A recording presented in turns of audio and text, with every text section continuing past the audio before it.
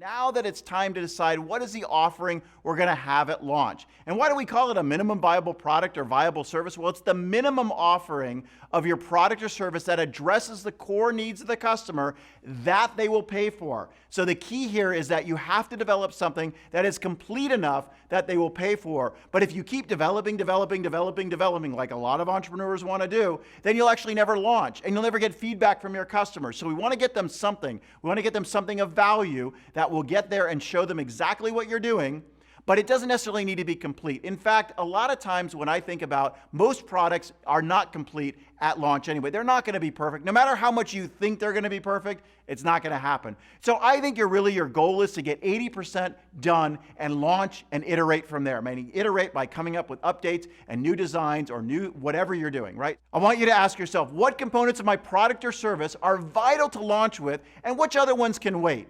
And let's go ahead and actually make a list, draw a column, draw a line down there, create 2 columns and say, what is absolutely vital for launch and what can I wait for? And you'll be surprised. You can actually put off quite a lot of things and you'll start to feed it into the product as you go. I'd much rather you get the product out there, start making money, and then iterate from there.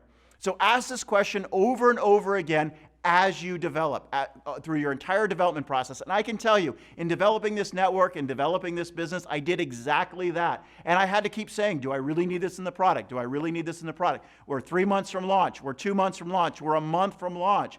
And I started throwing things out. And quite frankly, the stuff I threw out, I got to tell you, wasn't needed for launch. Now I'm going to put it back in and it will be there in 1 month, 2 months, 3 months, 4 months, but I didn't really need it for launch. So I want you to learn from what I learned and how I learned, because sometimes you have to learn the hard way on this, right?